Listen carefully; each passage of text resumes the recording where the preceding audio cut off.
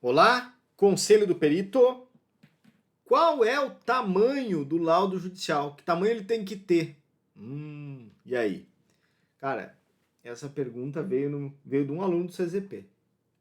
E eu achei legal compartilhar, porque não tem resposta correta para isso.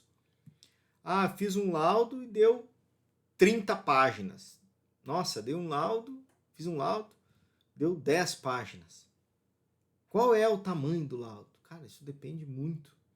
Se você fizer um laudo envolvendo uma questão trabalhista, onde você vai avaliar fisicamente o autor e ainda vai fazer uma perícia ergonômica, avaliar o local de trabalho, é um laudo que tranquilamente vai passar de 30 páginas.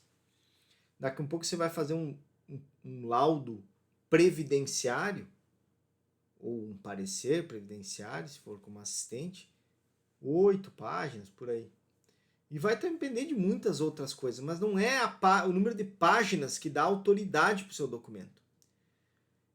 Inclusive, quando eu comecei a trabalhar como perito lá em 2014, como perito, não como assistente, eu fiz um laudo, entreguei o laudo, ele tinha bastante aporte teórico, ele tinha bastante referência bibliográfica, e era um laudo exclusivamente de uma perícia ergonômica.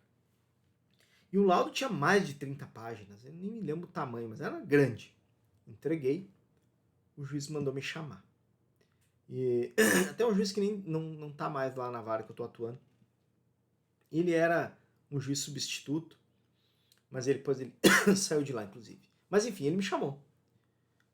E disse o seguinte, olha, meu Deus do céu, o tamanho desse laudo, cara, tá muito grande. Eu preciso que você resuma isso. Nossa, tem que ser pequeno. Umas 15 páginas tá bom demais. Porque eu vou focar, claro que eu vou olhar tudo, mas eu vou focar na conclusão.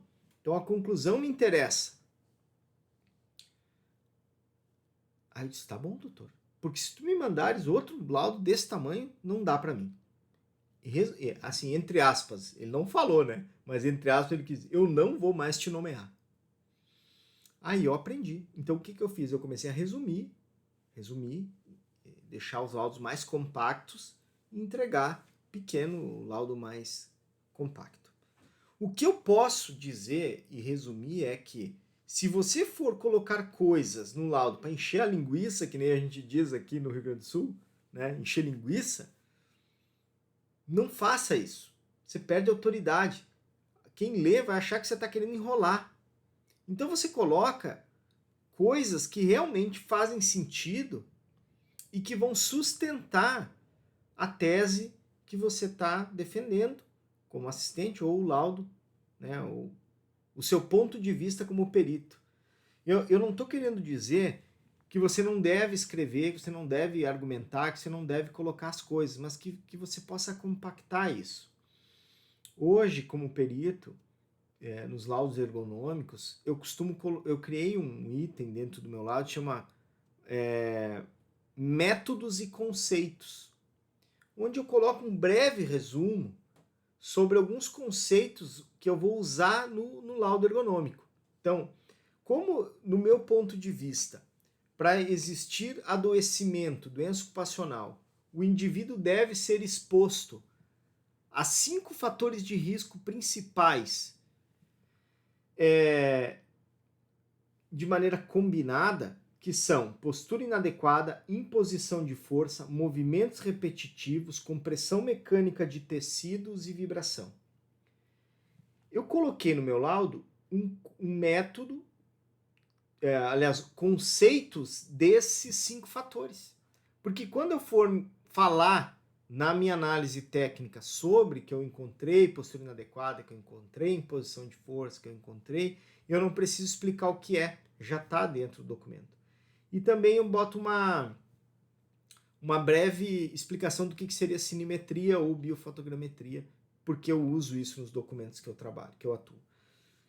Então esse item ele é padrão em todos os laudos. E ele me ajuda também a cumprir o artigo 473, porque eu estou apresentando o método de análise. Então, isso tudo não é para encher linguiça. E depois, quando eu estou fazendo análise técnica, eu costumo estratificar pequenas citações ou pequenos parágrafos de algum artigo, de algum livro, de alguma norma, para fundamentar aquilo que eu estou falando. Então, se eu vou falar da norma ISO 11226, eu cito ela sem recortar 50% dela e trazer para dentro do laudo, que era isso que o juiz não queria. Às vezes eu pegava lá um conceito dentro de uma norma e pegava 5 páginas da norma e colocava dentro do laudo para explicar o que eu estava, para suportar aquilo que eu estava querendo dizer. Então eu parei de fazer isso e comecei a referenciar. Ó, isso aqui tá lá, eu estratifiquei isso da norma tal. E aí, se o leitor quer verificar aquilo, ele vai lá, procura a referência e estuda. Então, não se preocupe com o tamanho do documento, se preocupe em que ele seja conclusivo, que ele atenda o objetivo que ele foi, o objeto, o motivo pelo qual ele foi solicitado. É isso que eu recomendaria para você. Não se preocupe com o tamanho. Mas não faça que nem aqui a gente fala no Rio Grande do Sul, não enche linguiça. Coloca lá o que realmente tem que ser e é isso. Fechou?